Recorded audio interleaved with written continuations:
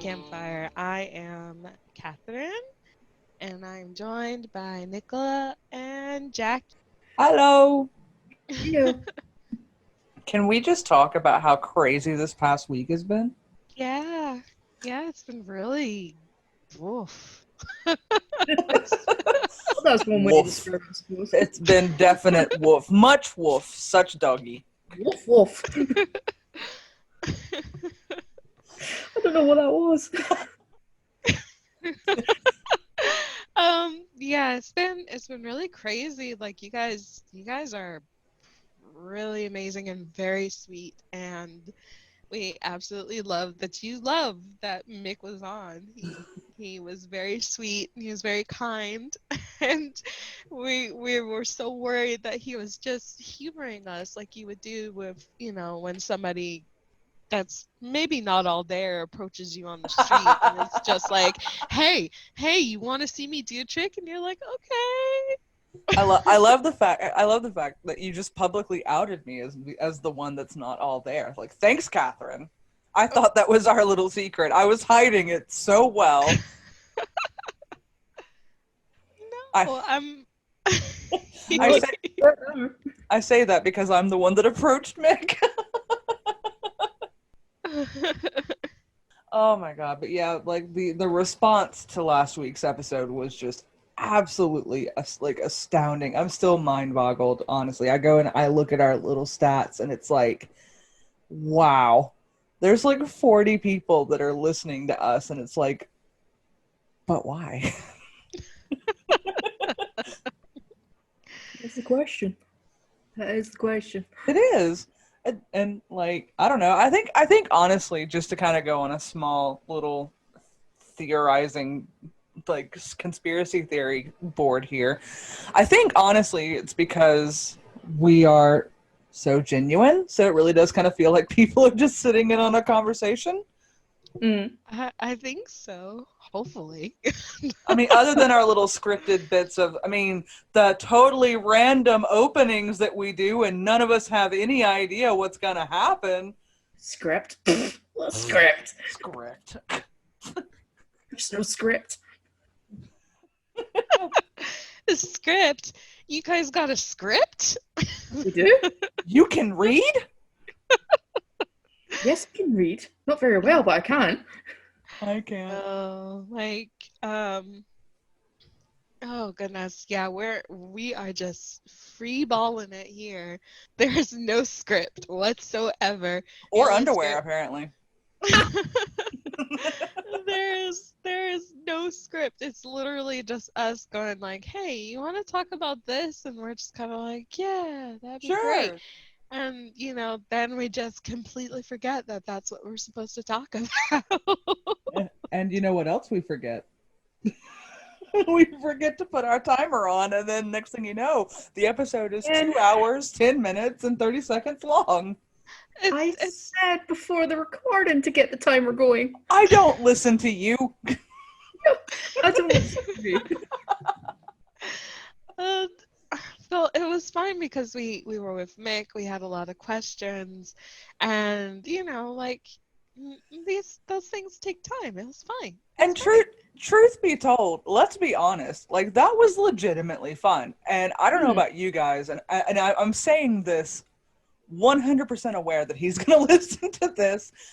I was genuinely nervous that it was gonna be one of those situations of where like everyone's hyped up about it. It's like, oh yeah, we're gonna get to meet Mick, and he's like, oh yeah, I'm gonna meet these crazy people, and we were gonna get there and just be like, so how's it going?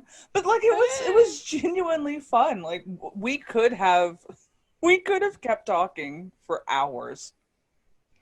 Yeah, rather than saying stuff like, so, do you like white Eggs. bread? I like white bread. All right, Eddie Izzard. Doesn't know that. Doesn't know that reference. I can just imagine that Nicola is just like, all right, Eddie Izzard, and she's like, what? And I'm also like, what? I know who Eddie Izzard is. Thank you, Jackie, for bringing out these dated references and callbacks. Dated? Hold up. Dated? Are you implying? Hang on. I am offended. I am white girl offended. Hang on. Oh no, not white girl offended. I am white girl offended. Are you going to call my manager? I don't have a manager. I will. I will am call the manager. Oh no, the paradox. No, okay. Are you implying, ma'am, that I am old? No. Because, ma'am, in our little menagerie, I'm the middle child. Thank you very much, ma'am. Thank you, Karen. Dated. Anyway, I'm offended. But moving on now. And now to on something completely different. Oh, Monty Python reference. But Yay. that's not dated.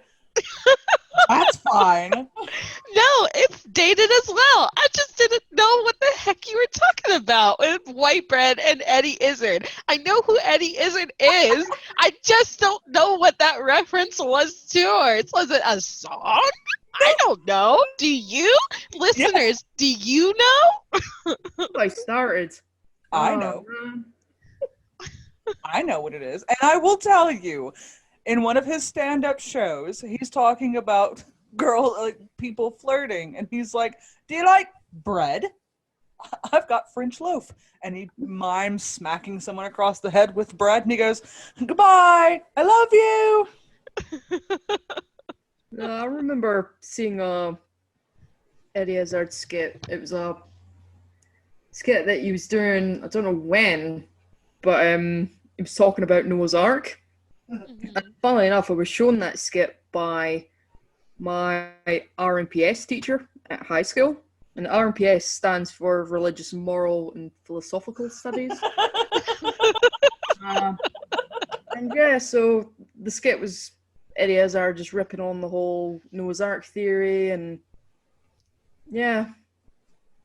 Oh, I recommend goodness. maybe searching that on YouTube because I can't remember how the skit goes, and he tells it a lot better than I do, so. Yeah, if you guys don't know who Eddie Izzard or Eddie Izzard is, depending on if you're American or, on the right side of the planet, I suppose, with your cool accents and shit, I highly recommend YouTubing him because he's actually really funny and in a really odd kind of way. Yeah, he is kind of weird. Like he's not your typical comedian. I mean, other than the obvious, and you'll understand what I mean by the obvious when you see him. But yeah. But anyway, so we asked you guys some questions on Twitter and on Facebook. We absolutely adore that you guys love these questions, and I really wish that the people who responded left my question alone. I don't know what you're talking about. Oh my god, okay, I'm gonna read this question, and then Nicola, you can read the answers, but first off, I'm gonna say I am completely sorry to Mr. Mick. I am so sorry. I was like, what do you say? Is this question for Mr. Mick or is it for Mick? And I'm just like, I am going to die right now. A hole's just gonna open up and I'm gonna fall through. And that's all that I'm gonna hear as I fall through this infinite hole. Is this question for Mick or is this for Mr. Mick? And I'm just gonna be like, just echoes. Like, insert that gif of Homer Simpson backing into the hedge.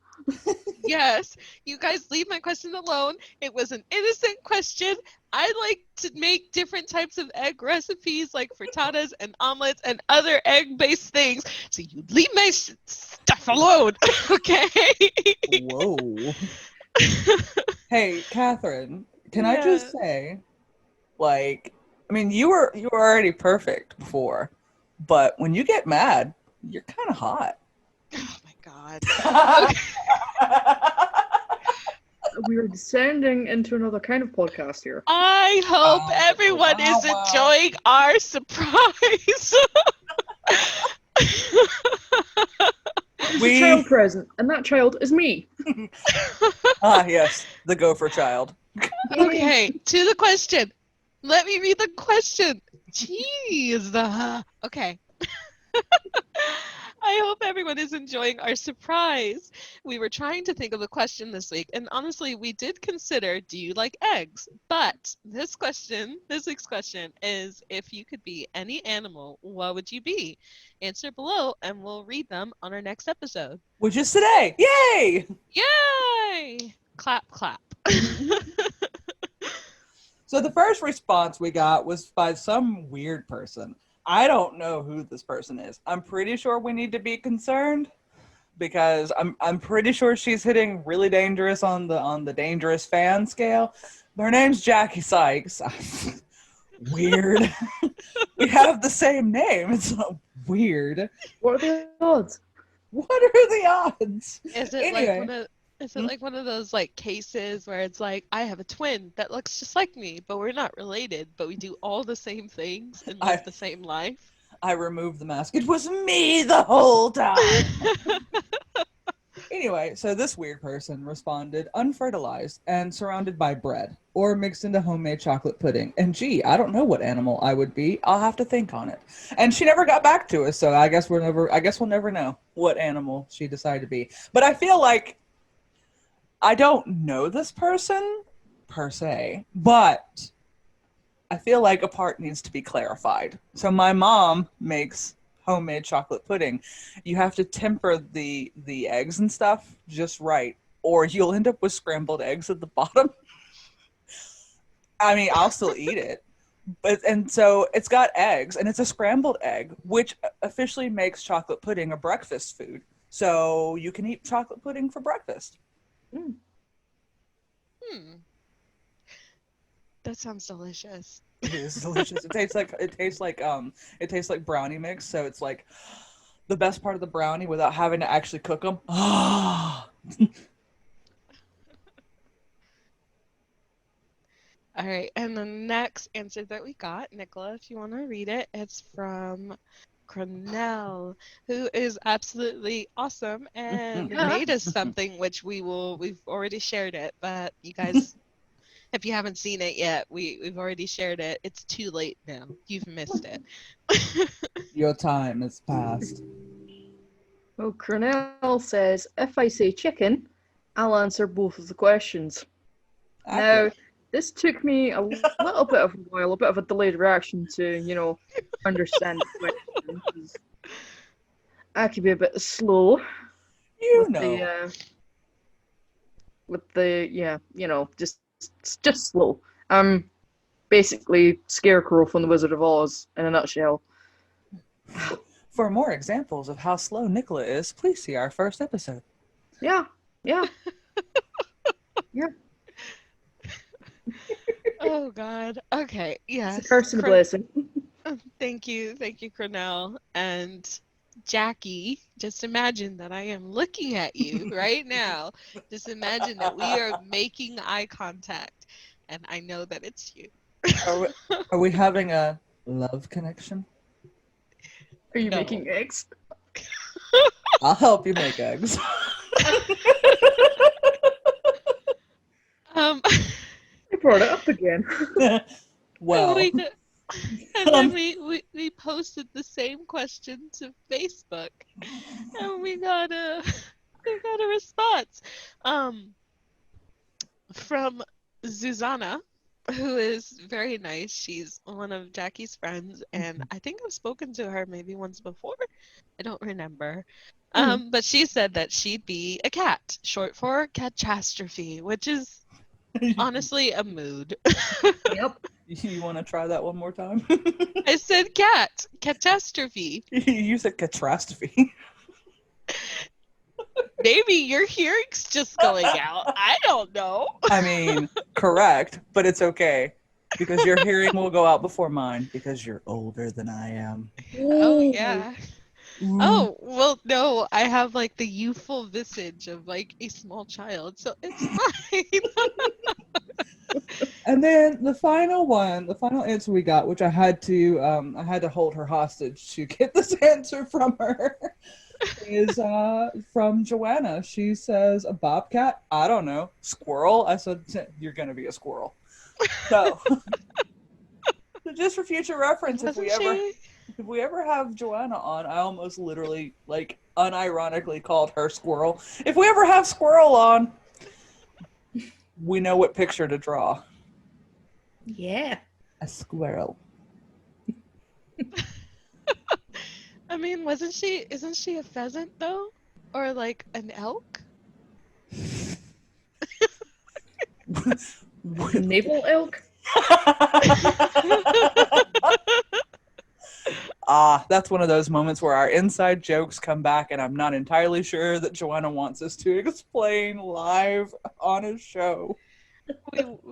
Don't worry about it. It will always be a mystery. All of you will wonder in the dead of night, what do they mean about pheasants? And what do they mean about navel elks? You'll make mood charts.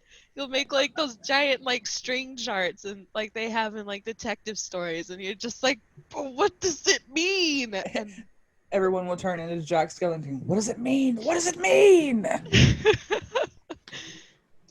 thank you everyone for answering these questions. We love them. You know, I did think of something, and we didn't discuss this prior, but since we're talking about animals, we never did discuss how we got to be animals. That's right, we didn't. We just kind of left it up to your imagination about what animals we would be. I was True. like, who is who on the drawing that Joanna made? Who is who? Which one of us is which? I forget, Catherine. How did you become Fluffy Otter again? Oh, I know. Floor yours, Jackie. I gotta go potty. No, I'm just kidding. Not the response I was expecting, but if you need to, then No, I said that because I raised my hand. No, it was from Rob Wiedoff's cameo. oh yeah, the one I sent. Of course. I see the brain cell is dead now. Yeah. What brain cell? There is none. You know, What is Rob using the brain cell now? Is that why it died? I think so. No, when I picture Nicola's brain, I picture like there's a hamster wheel, right? And every so often the hamster is running in a circle on this hamster wheel. But every so often the hamster's like, you know what? Fuck it, I'm gonna take a nap. And just like the wheel keeps spinning, but the hamster is asleep on it, so it's just like No. That's where you're wrong. The hamster's not sleeping. The hamster's dead. That's I'm the difference.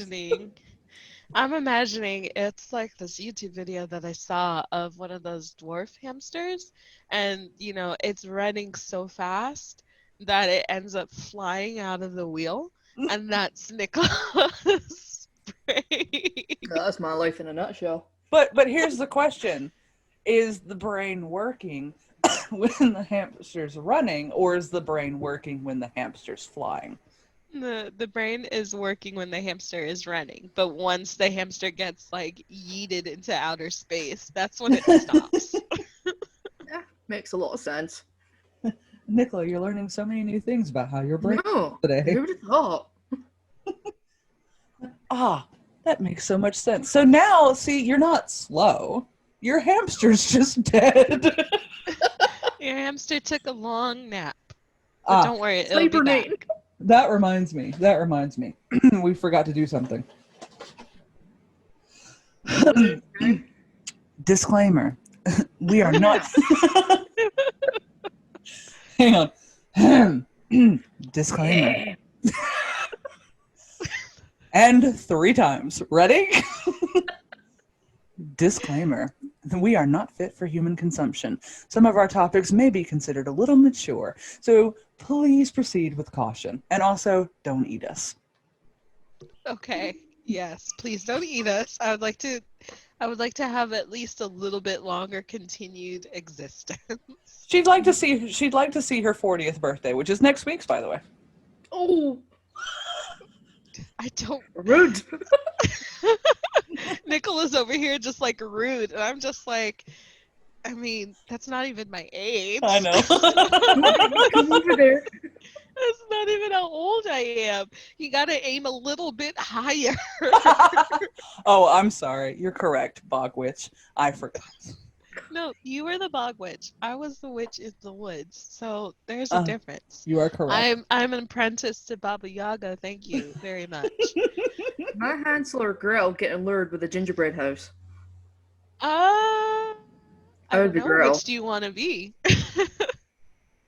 Put it this way, I think it would be Hansel. I would be the one lured to the sweet house. I would Hey. be. Look, it's 2020. Anything is possible. You be whatever you want to be, and we will support you. If you want to be dumb as a boy or dumb as a girl and lured in by sweets, we will still support you and we will still love you.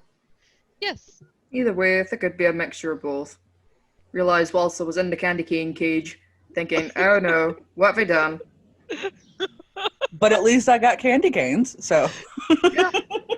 Like, I don't even like candy canes, but oh well, My whatever. teeth are starting to hurt with toothache. I'm trying to gnaw my way out, but you know. Huge dentist bill at the end of that trip. Damn, Oh, foiled goodness. again. What do you mean again? I did the same thing last week.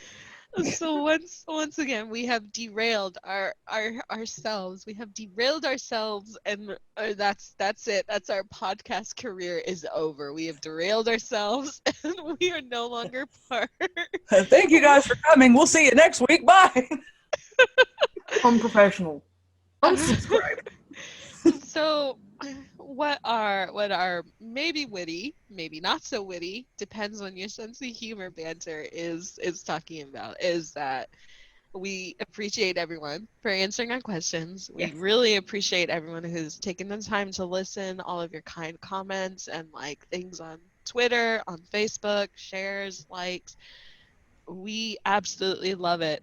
And we absolutely love like the pictures that we have gotten from Cornell, who did some amazing pictures, and we'll definitely reshare them again, or you guys might catch them on our Twitter before this episode comes out on Thursday, because at the time of this recording we just reblogged one, or well, retweeted, not reblogged, but it's the same thing. We just shared one of the pictures that they did, which was Mick and the bear and the ducks. That was one Mick. And then he also did a video for us of like everyone sitting around the campfire, the gang sitting around the campfire playing, with one of them playing the guitar, which was really nice. It was very ambient. So it was very sweet. I'm not gonna lie, and I said this when I private messaged them, and I was like genuinely excited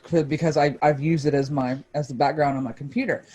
But I was like, I'm not gonna lie, when I first saw it, I was like, oh my god, we got fan art! We have fan art, guys! We have fan art! I've never gotten fan art before. Is this what it's like? Now I understand.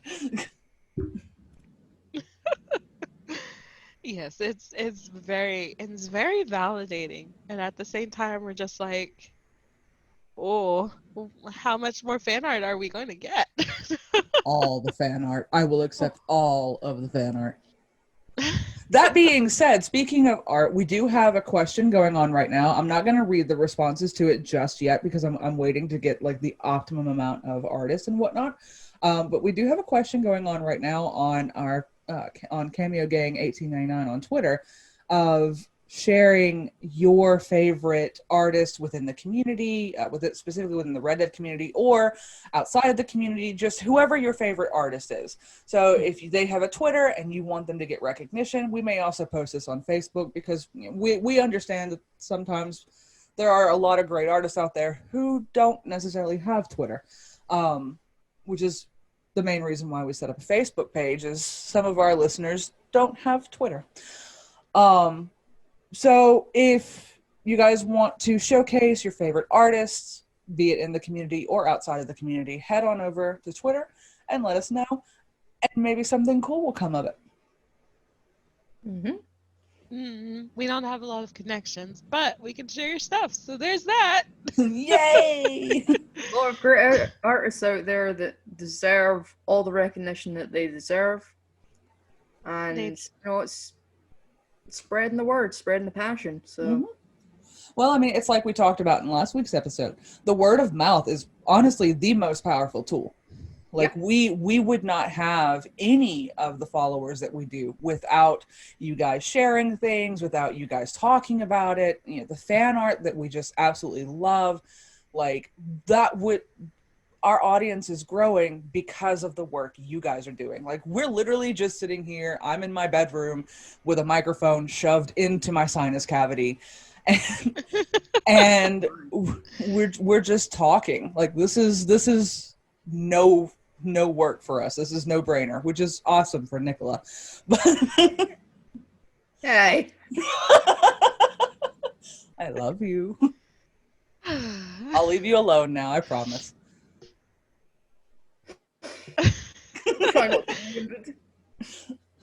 Oh no, she's been wounded. Oh goodness. Okay. We appreciate everything that you guys have done. Yes. Before we derailed ourselves again, we appreciate everything that you've shared with us.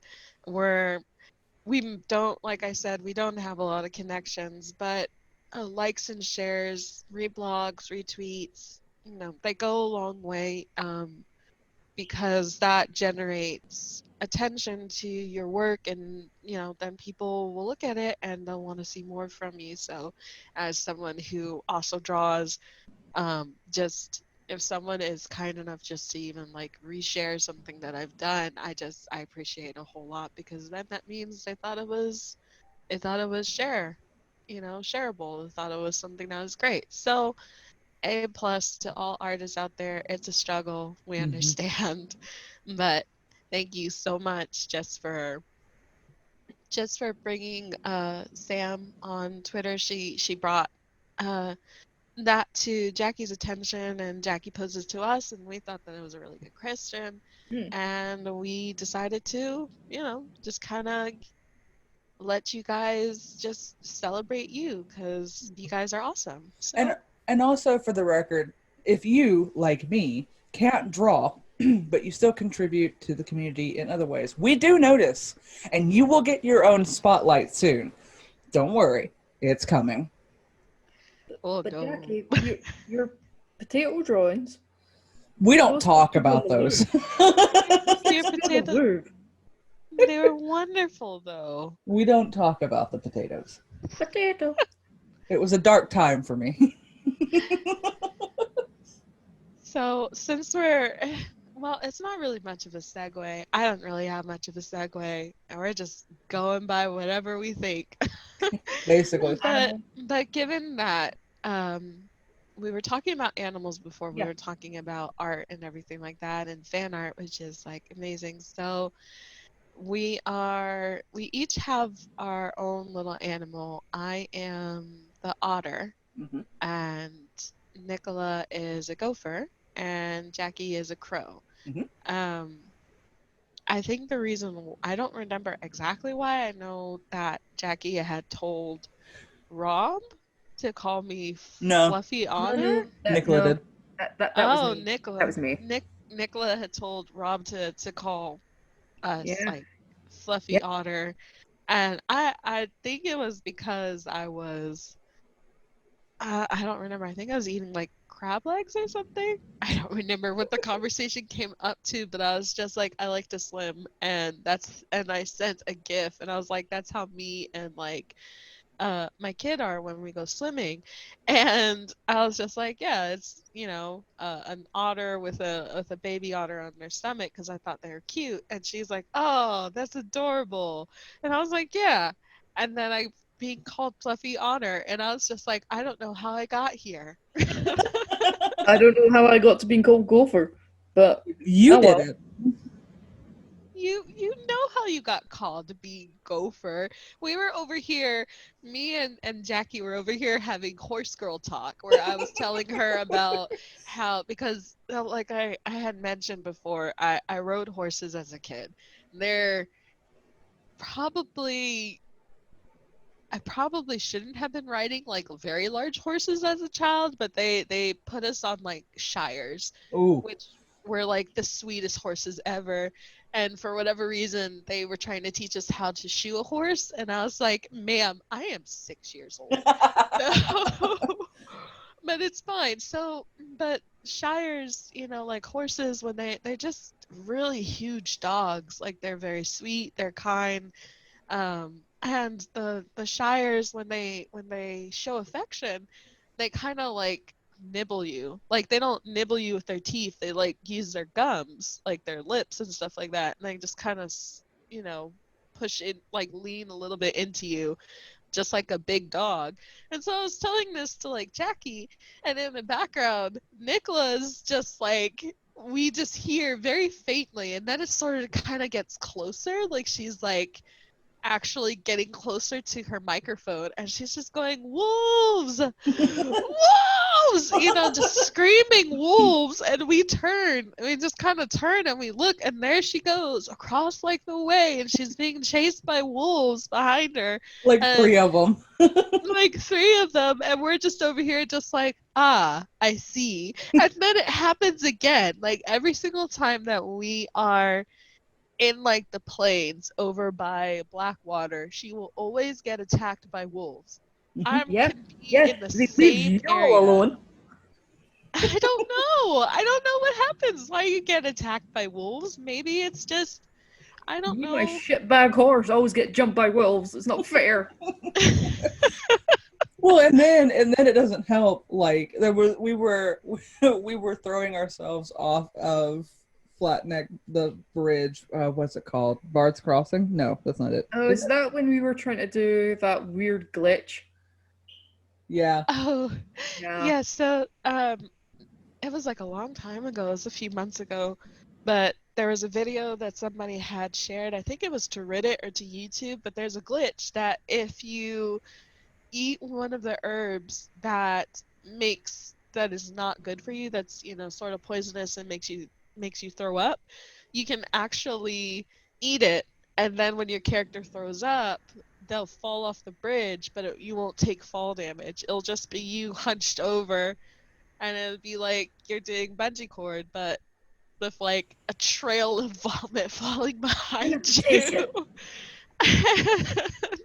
And we were like, we need to test this out immediately to see if maybe they had like, because an update had came, so maybe we thought, hey, what if they had like updated it out, took it out.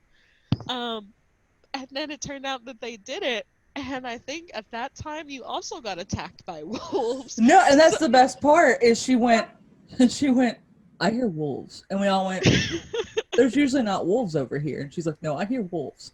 So we're just like, whatever, crazy lady, you're fine. There's no wolves over here. Bleh, throw ourselves off the bridge. Ha ha ha. And then all of a sudden we hear, wolves! I told you there were fucking wolves! So yeah, I'm a wolf magnet. Well, that and like your favorite go-to gif is the dramatic gopher, which makes me laugh every single time I see it. I'm not gonna lie. I thought my favorite gift was that kind of old looking dude that kind of looks like a crack-headed uncle in the thumbs up.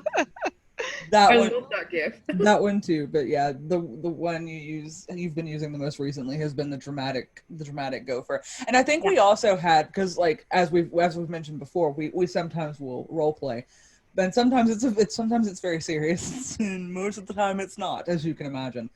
And so we had like this whole story about you being found, and like we are obviously the best parents in the world. Not when I got grounded and thrown in the river. Only twice. only twice, we Only twice say. for me to be traumatized by it. Look, we went fishing the other day by the river, and you were totally fine. So A+ parenting right there. Yeah, sure. We're just following the Dutch van der Linde book of parenting right now. That's all we're doing. So, I mean, and so okay, some of our methods might be harsh, but it's 1899. What'd you expect? Mm-hmm. Go get me a Switch. So, speaking of, just to segue ever so slightly. So, one of the hurricanes that's headed our direction right now is called Nana, and everyone in the South is like, "Ah, crap! She's gonna make us go pick our own hickory switch." That's so dumb. So, but it's so funny, and you say that to anyone in the South, and they go, "Ooh." A Switch. Shit. Gotta go pick my own switch. Shit. And just for the record, little disclaimer for anyone who is required at any point to go pick your own switch, don't pick the thin ones. It's a lie. Not that I would know anything about this. I've never been switched in my life, ever. No, kids in school over here in Scotland back in the day, if you misbehaved, you would get a belt across the hand. The paddle. No, it wasn't a paddle. It was like a little leather strap. Ooh. Oh. Yeah, my mum and told me plenty of stories about how she had a few run-ins with the belt. Uh, yeah, a lot of them just does not sound fun at all. And funnily enough, my first year history teacher, who had been, I think, one of my dad's teachers actually, she still had her old belt from back in the day, Oh my god. and she whacked it against the table and put the fear of God in us. And she says, "Be thankful it's outlawed for me to use this, but just be warned, it is there. So behave." Wow. That's such a Okay. power move. She's a really nice woman, actually. See, we didn't have leather straps. We had paddles, and we also got smacked across the hand with rulers. Oh yeah, my mum said that it's like if you're like left-handed, you get wrapped across the knuckles. Mm-hmm. Well, and see, in Louisiana, and this was actually a problem well into the 60s. We are the language, which most people know it as Creole. It's also Corrivini, or Corrivini. Sorry, I keep putting my emphasis on the wrong syllable. Um, Soluble? you'll get it in a minute. But they actually used to hit, like, discipline children for speaking Cajun French and Creole. And so that's one of the reasons why the language is dying here. Is it was you weren't necessarily, like, it wasn't necessarily illegal, but you were heavily discouraged of speaking Creole in public. And it wasn't even a relations thing, like it wasn't even a racial thing. My apologies, I misspoke. It wasn't a racial thing, because white people, black people, anyone that was native to Louisiana could speak Creole and Cajun and any of the above.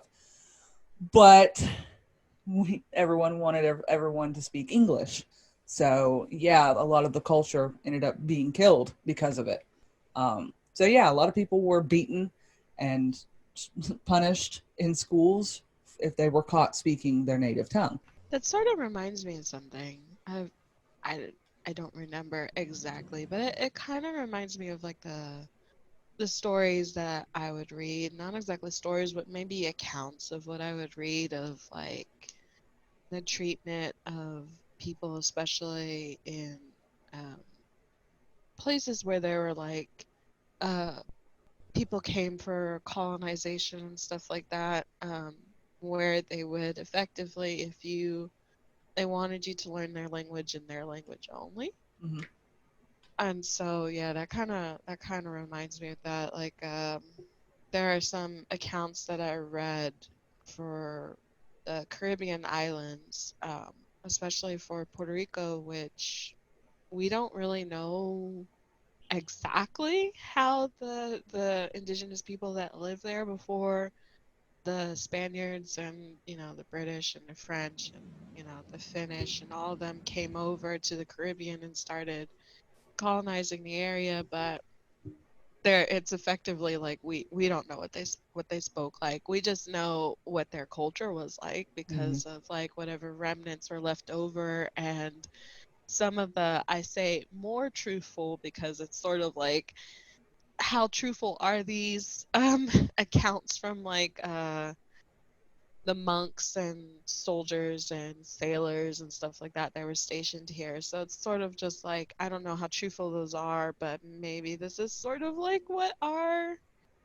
my ancestors were like, Hmm. maybe. And then it's also just mixed in with all the other people that lived in and around on the other islands. Like maybe we all shared the same culture. Maybe we're all brothers and sisters, like essentially from the same tribe. We just went into different islands, sort of like the people, like the people that live on Hawaii and the Samoans and like everybody who lived in Southeast Asia and how they moved around and everything, and eventually they just sort of mixed in with everyone else. So it's just sort of like, it's really sad when that happens, like to see languages that are dying. But then it's also kind of like, it's great to hear when people are bringing those languages back, Hmm. like actively trying to categorize and figure it out, and by talking to people that are like, maybe they're old enough to have lived during the time where people spoke those languages fluently, Hmm. and just kind of learning from them and then going and teaching others. Hmm. Because last week, when Mick was here, uh, he had spoken, like in his send off, he had used a language that was indigenous to Ireland, and Nicola was like, they don't really teach us anything in Scotland No, about. it's because Irish, Irish Gaelic and Scots Gaelic, they're two separate entities, Hmm. but Yeah. they're very closely related. All the Celtic languages are really quite closely connected within each other. But Mm. because little background history lesson, the Scots, like the term Scots, actually came from a faction that existed back in ye old days, back before Scotland was actually a country. Mm. Um, but this was predominantly on like a pocket off the western side of the country, like the Isles, and there were actually a faction from Ireland. So we've got connection with the Emerald Isle. Yeah. But yeah, that's a culture that's pretty much like segregated to the island, like the Western Isles and up in the Highlands.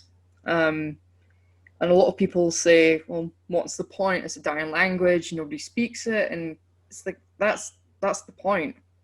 Yeah, we might not have spoken it in the lowlands, but it's part of our identity, and that Hmm. should be preserved because There, once it's gone, you're going to get to the point when you're thinking, oh, if only. It's yeah, like, yeah, well, it's too late for that now. yeah, because like there's so like you look at ancient Egyptian, for example, like we will never know what ancient Egyptian actually sounds like. We can take a guess based off of the oldest religion, which is one of the if I hadn't thought of it, if I hadn't tried to think of it, I would have had it. Coptic, there we go.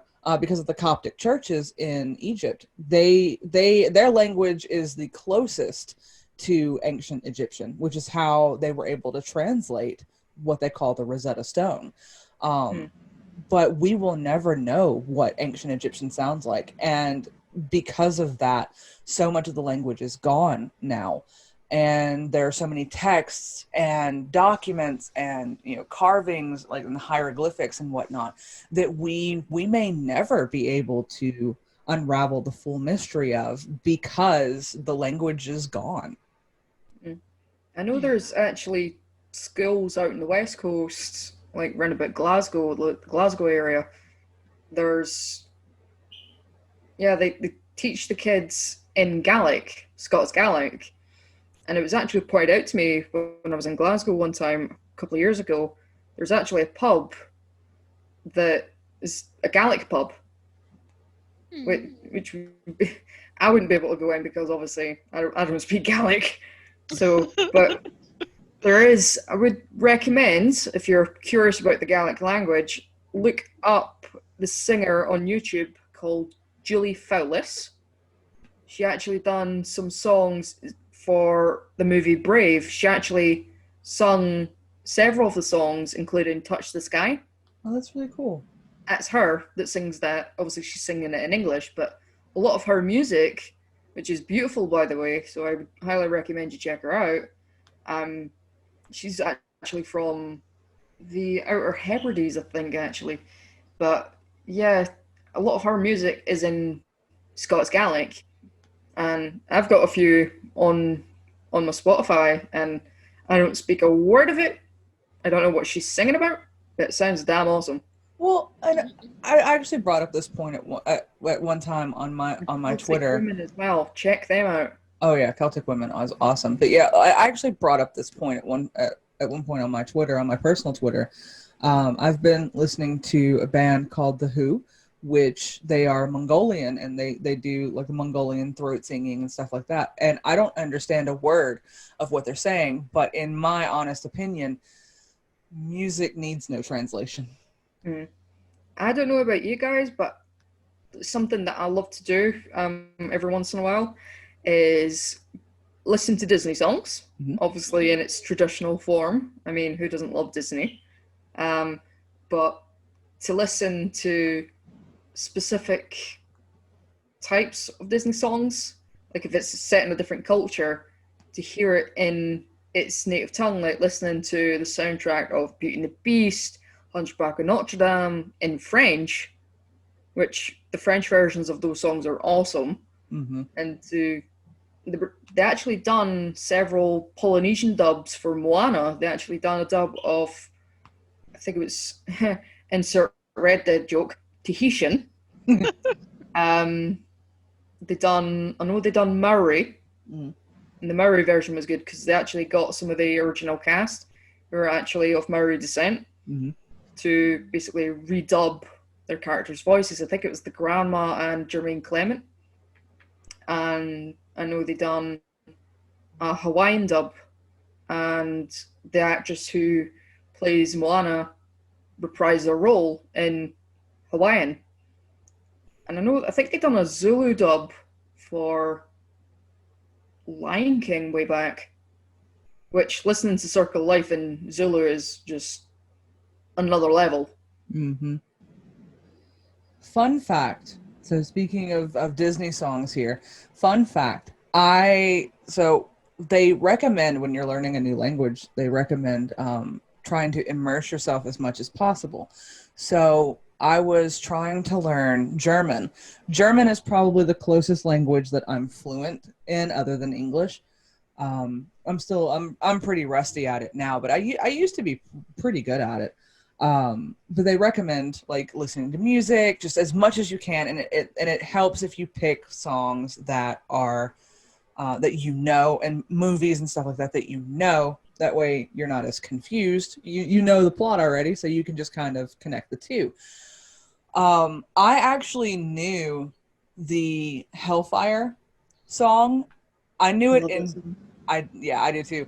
That's probably arguably one of my favorites. But I actually knew it in German before I knew it in English. Because it was just like, it's such a badass song, and it's like it sounds even cooler in German because I mean, I love German and I love the German culture, but everything in German sounds very angry. Yeah. Listen to Be Our Guest in French is awesome. A lot of the Dutch dubs are good as well, I think. Triggered. Sorry. Not because I said Dutch. Yes. I'm gonna say it again. Dutch. Oh my goodness. Oh yeah, I went there. Speaking, Try and stop me. we actually had something that we were planned to talk about, and we just kind of devolved again. We did. We did. But I guess this would be a good segue point. Disney songs. So, Yay! a local convention in in Atlanta, here where I live, there's MomoCon and there's Dragon Con and there's Anime Weekend Atlanta, which is ALWA.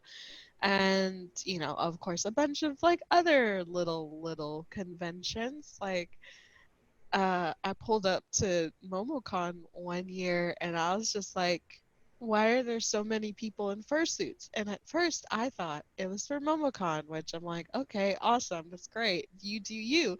But then it turns out that once MomoCon starts, it's also the tail end of furry convention in Tail. Atlanta. So yeah.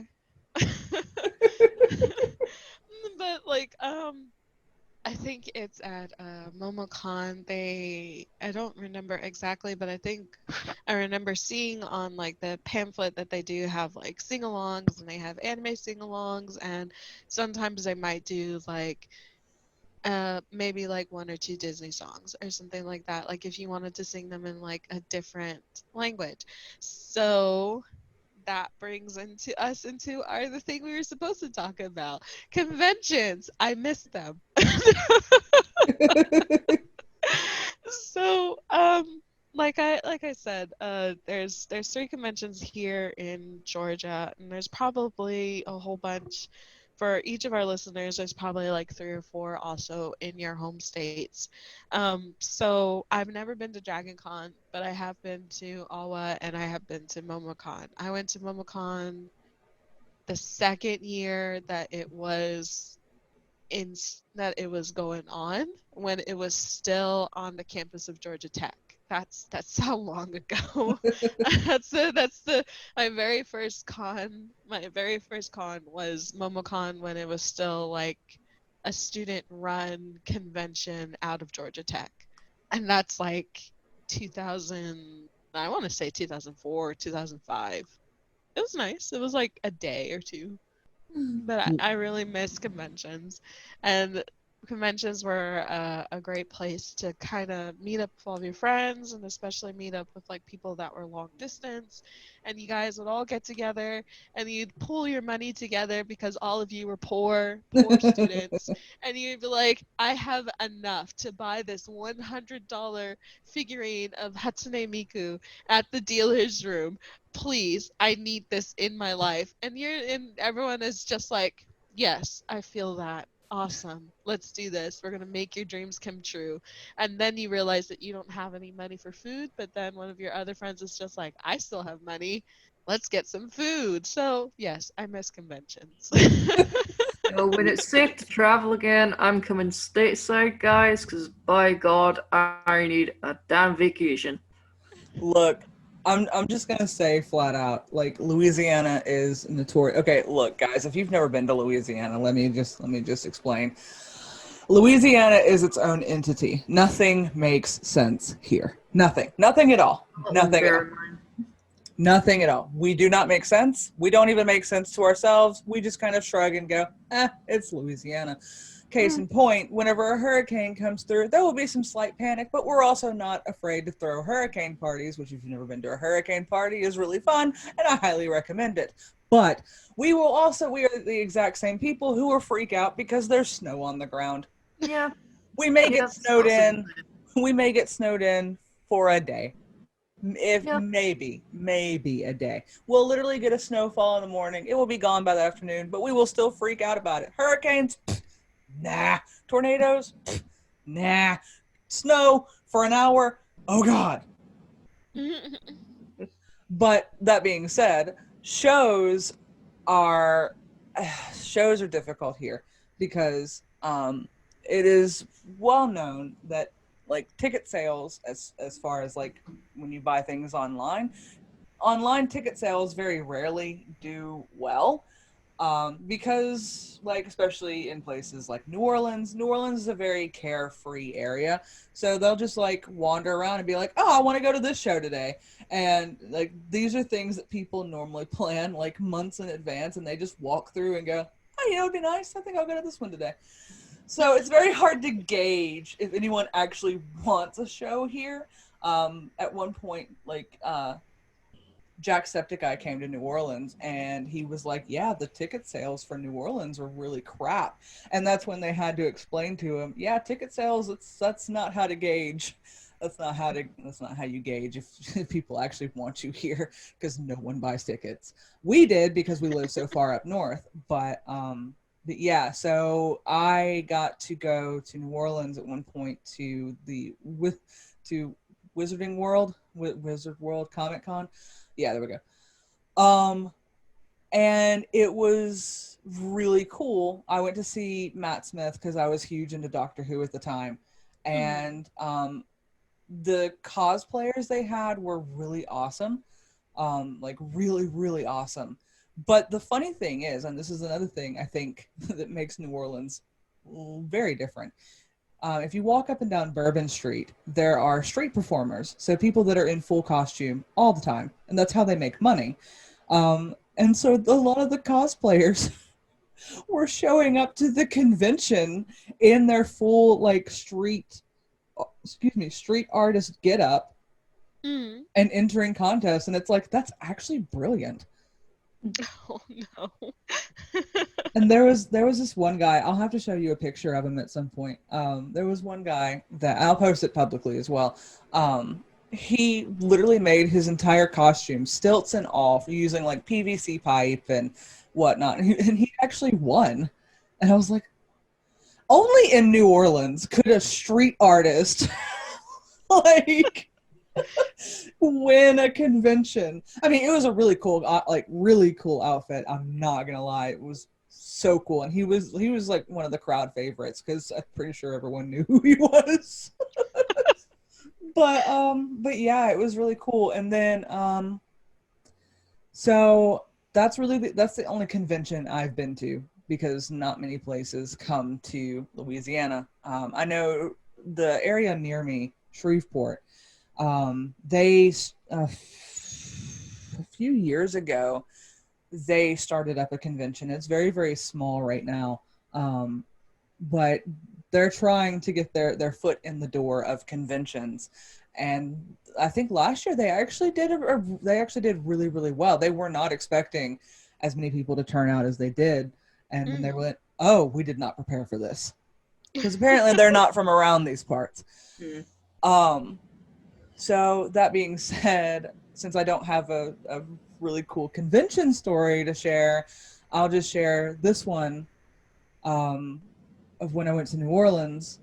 And that was, I had never driven in the city before, ever. Nothing as big as New Orleans. So I got, it was me, Joanna, another friend of mine, Janie, and another friend of mine, Alvario. And we were driving my dad's truck because at the time we weren't sure how my car was going to take it. Little word of the wise: do not take a vehicle that you don't know to New Orleans, especially if it is a truck, because the streets of New Orleans are very, very narrow. So we're driving this truck through New Orleans, and we, like, everything you have to do, like parking garages and all this stuff. And so we get to the hotel, we get checked in, and then Joanna and Janie go and park the truck, because both of them have city driving experience, and I didn't want to wreck my dad's truck because I like living. So they park the truck, they come back, we go up and down Bourbon Street, we get so drunk because it's Bourbon Street, of course.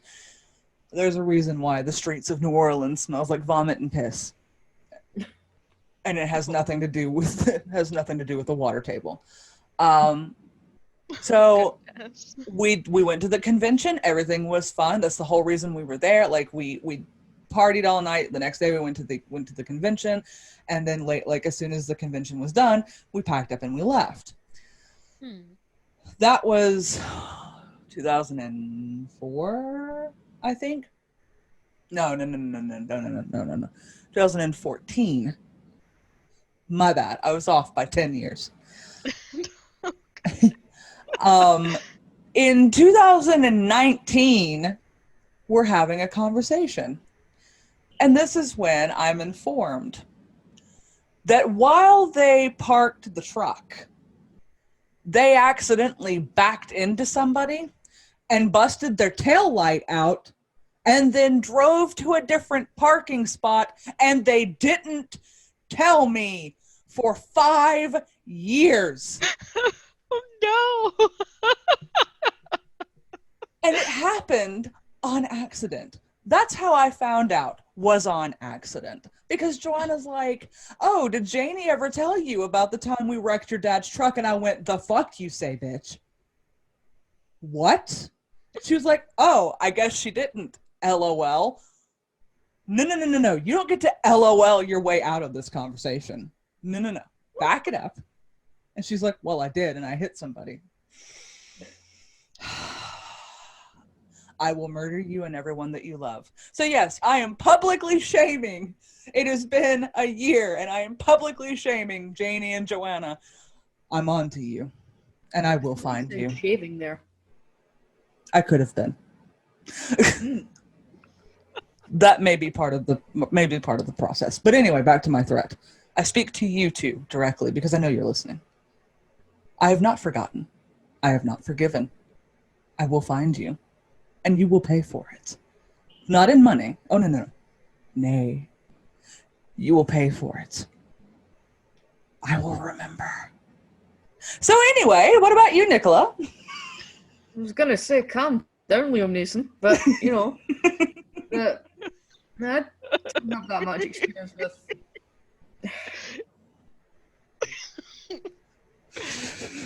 Yes. I'm not very good at this. It's okay.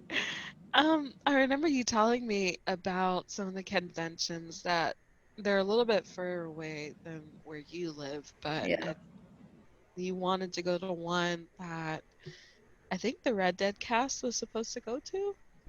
I think, yeah, some of them were meant to be going to Birmingham. Mm-hmm. Which is obviously that's down in England. A lot of the big conventions are. There's at least 2 big conventions that come by Scotland. There's one in Edinburgh and one in Glasgow. The closest one to me would be the one in Edinburgh. Mm-hmm. But a lot of the, you know, the good one, I'm not saying those ones are bad, but you know, a lot of the bigger names tend to go to the ones, you know, further down south or even abroad, like, you know, the likes of America and Canada and the likes.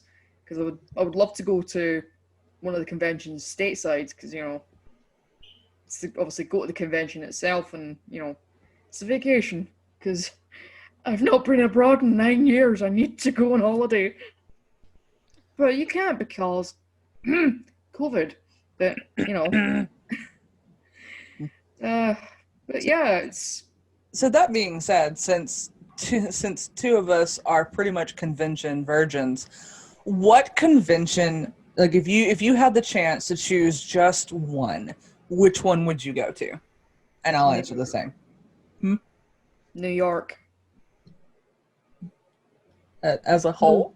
Or no. Wait, no.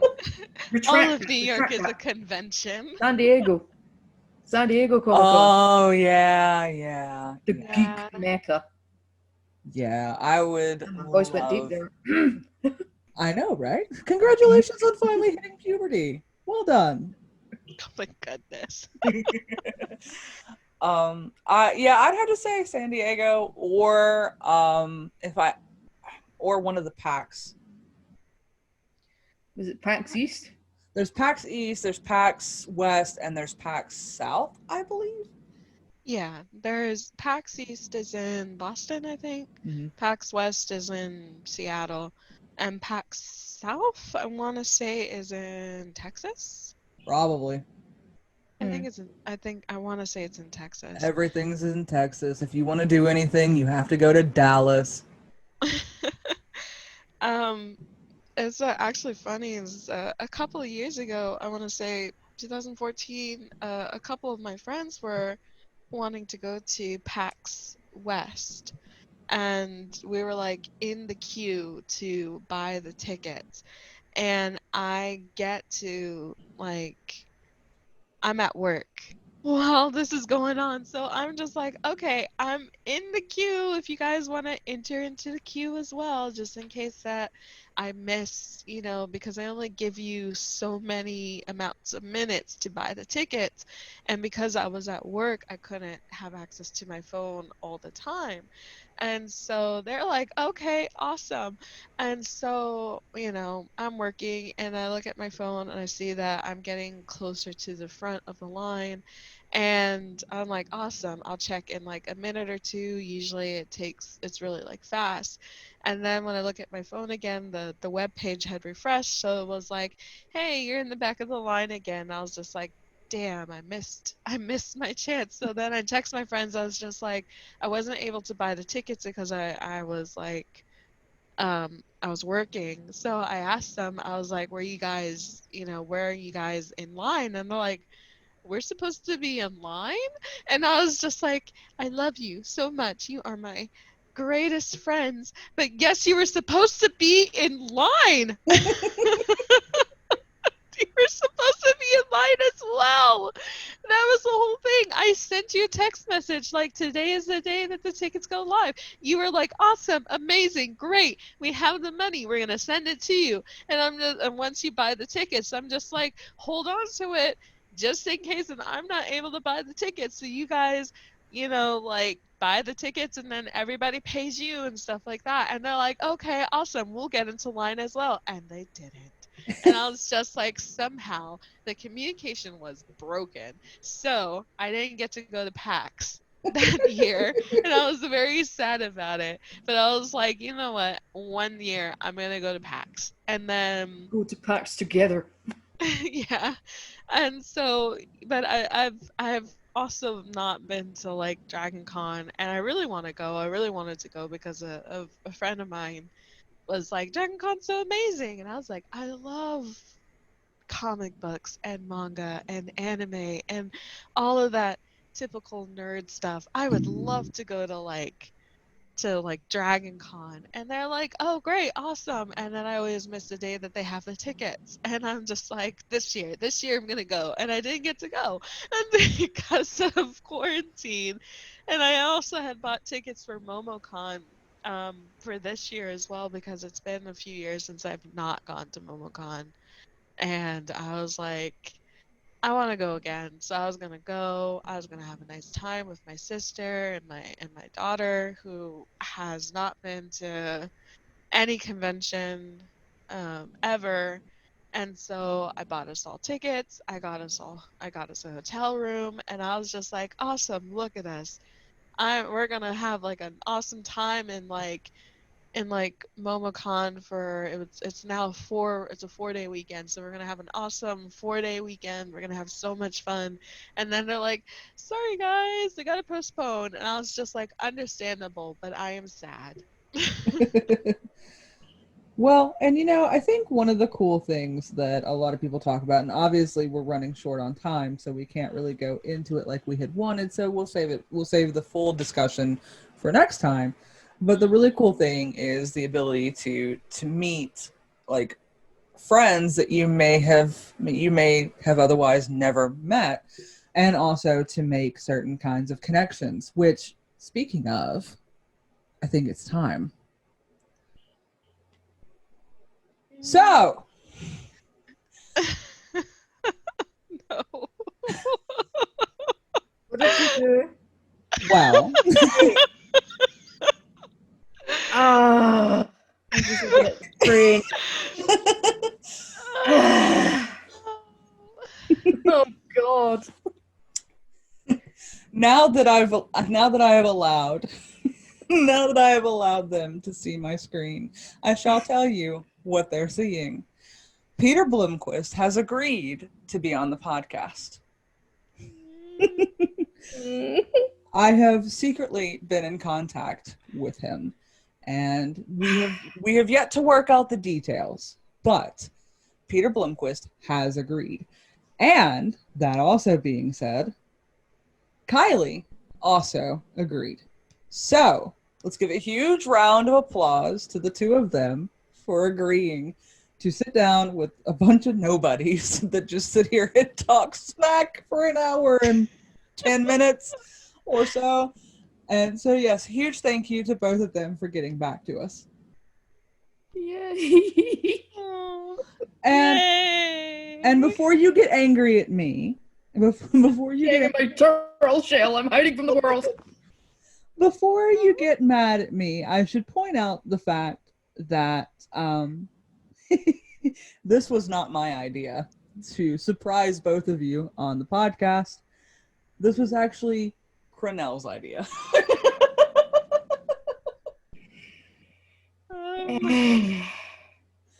So, although Dang. okay, so just so you guys know, I am the evil one. I am. I am the evil one. I work in secret. I am pure chaos.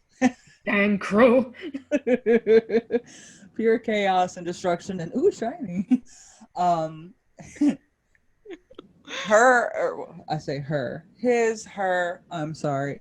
I don't know your proper pronouns, but they suggested initially that I should just bring Kylie or bring Peter in and then be like, oh, hey, by the way, guys. So at least I was nice. That'd be a terrible idea. That'd be so terrible. We'd just be like, and then we'd just be talking smack like we usually do. And then a new voice joins us, and we're just like, it'd be awkward silence for very long. And they're talking, and we're just like, Jackie, can we talk to you in the other room? Just a moment. I was like, look, guys, I like living, so I can't do that. Not to mention. Like, can we talk in the non-existent office?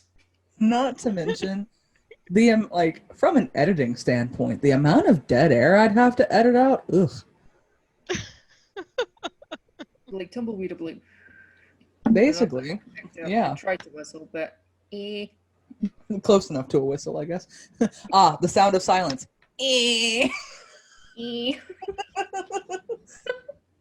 Ah, yes, a tumbleweed in the distance. I do apologize.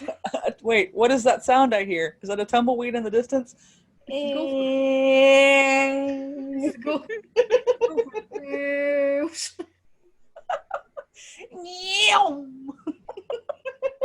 Man, that was a fast tumbleweed. Oh God. And it's been recorded and saved forever. Oh, Wonderful. Amazing. So yeah, we don't know exactly when that's going to happen. We're still setting up and we're working out the details, but yes. Surprise! Oh my God. I'm cruel. Well, if it makes you feel better, and I'll scroll down ever so slightly, neither one of these. I thought I saw something there, and I'm thinking, wait.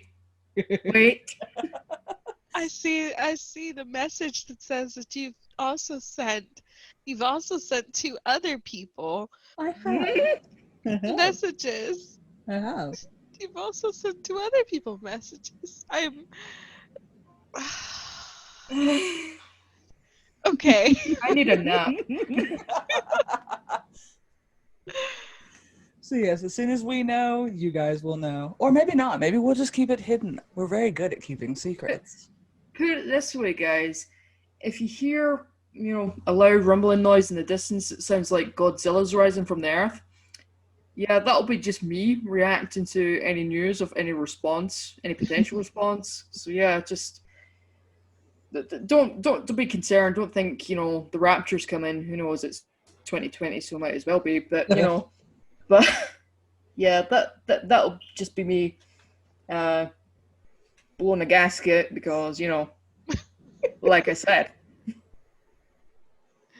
Yay! We'll be fine, guys. We'll be fine. You say that, but like the combined chaotic energy of ourselves and Peter is gonna be like an explosion. It's I don't I can foresee a lot of like crazy things.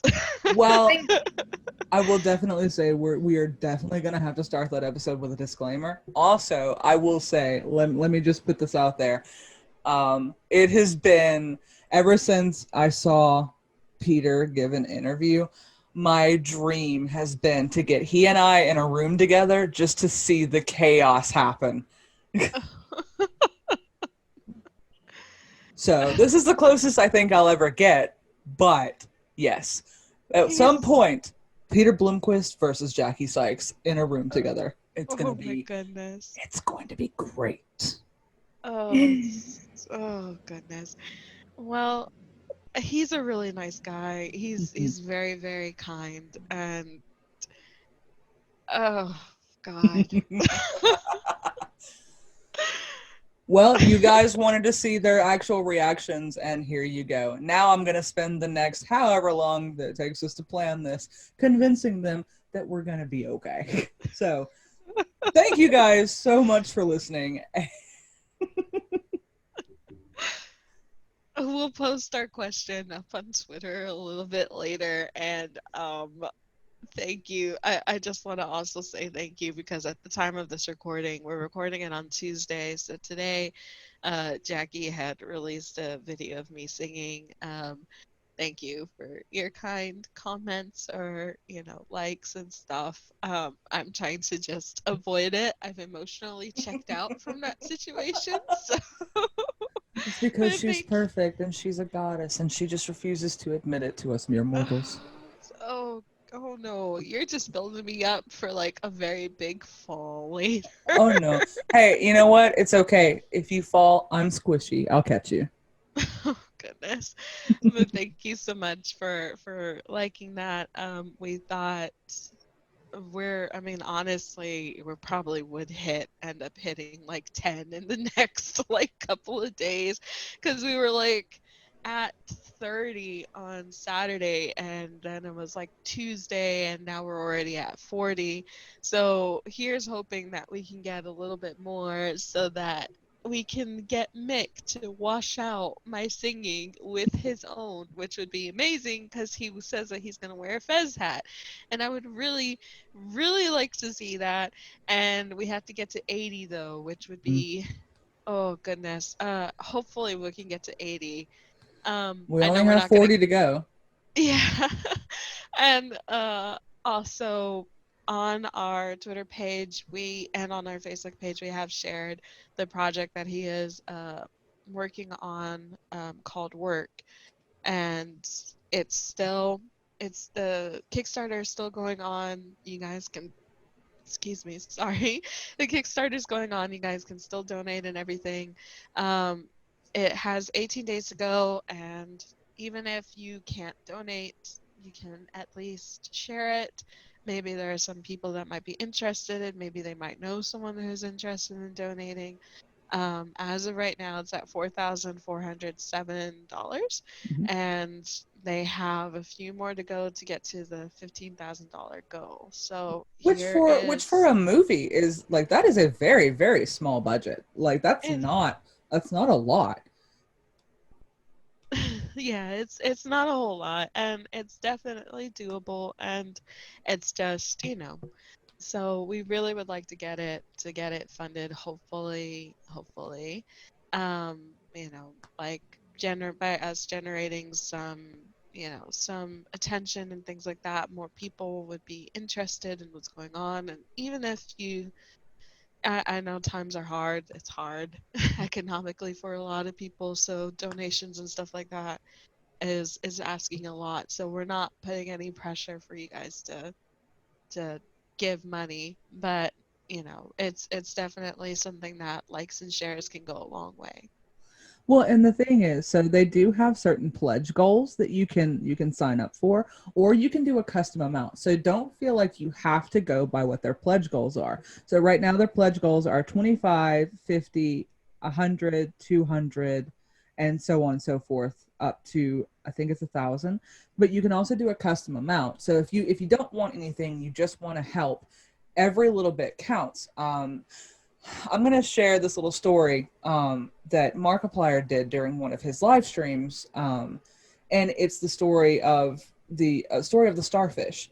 And the story goes that there's this little boy that's walking on the beach, and there's a bunch of starfish that have been washed up, and like they're obviously drying out. They're struggling, and this little boy would pick up starfish and would throw them back into the ocean. And this man is watching this little boy, and he kind of scoffs, and he says to the little boy, "You can't save all of them. So, why even bother?" And he's like, "I may not be able to save all of them, but to that one starfish, it made the difference." So that's all it takes, is just one starfish. If all you have is $1, then give $1. If all you have is $10, then give $10. I was gonna say, if you only have 10, give one. No, just any little amount counts. So, and like, if a whole bunch of people give just $1, we could easily get this funded. And the reason why I say that is because I just looked. This is an all or nothing campaign.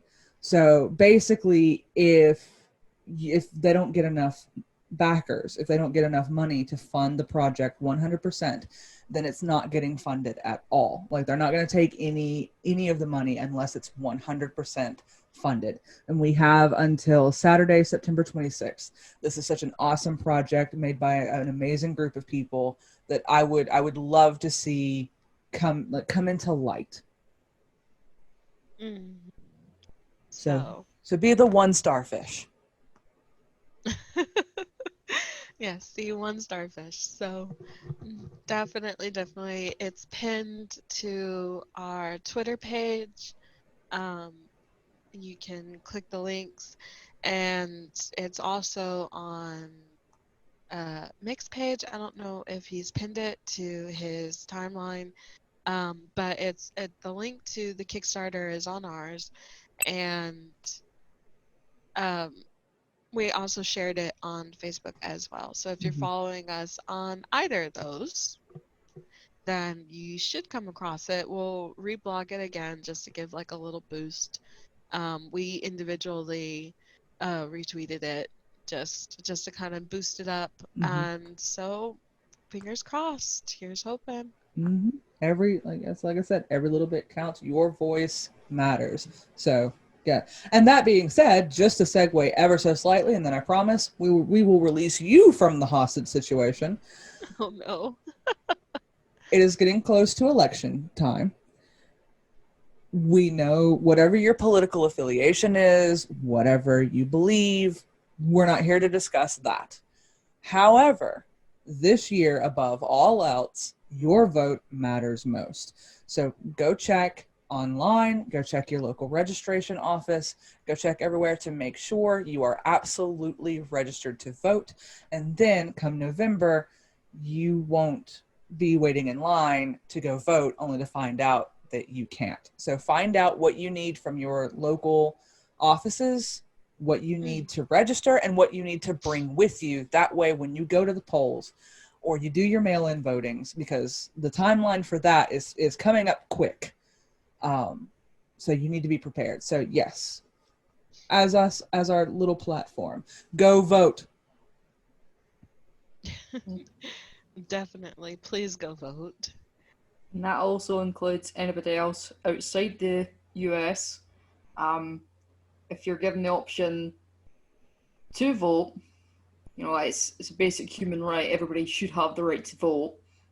And, regardless of what your political opinion and affiliation is, you have that right to, address that and to cast your vote. And if you really don't feel like your voice makes a difference, and so you just kind of go, what's the point? If you don't want to vote for you, then be someone else's voice. Go and vote for someone who doesn't have a voice. Yeah. And if you're a woman as well, back in the day, women fought for that right. So do it in their honor. And do it for your own right.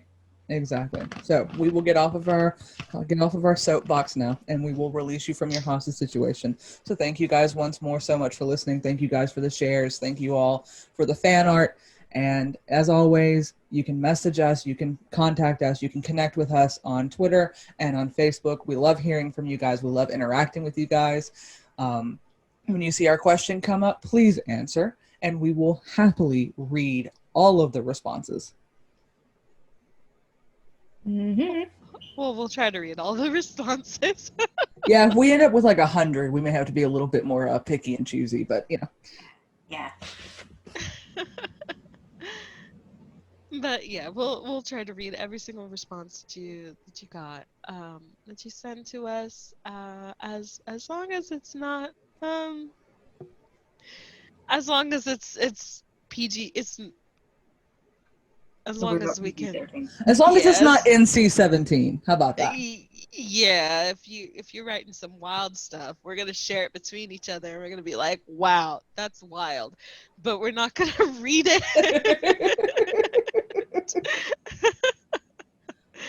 Oh. But thank you so much, everyone, for joining us and everything like that. We appreciate it, and I think we've run over time just a little bit, but I'm sure Jackie will be able to edit everything out and just leave it where we're just like, well, that's it. Thank you for joining us. Goodbye. And that was like 30 to 40 minutes ago. What? Technically speaking, I did it towards the beginning of the episode, so if you want, I can just upload that part. It's like, hi, thank you for joining us on Around the Campfire. Okay, goodbye now. Thanks for joining us. Okay, goodbye. Bye-bye. Bye-bye. Thanks for joining us around the Bye. campfire. Thank you for joining us around the campfire. We'd like to thank Brett Van Donsel for providing the music, and you can find more of him on his website at brettvanDonselmusic.com. You can find us on Twitter at CameoGang1899 and on YouTube at Around the Campfire Podcast. This is Catherine, riding off, and we'll see you around, cowpoke.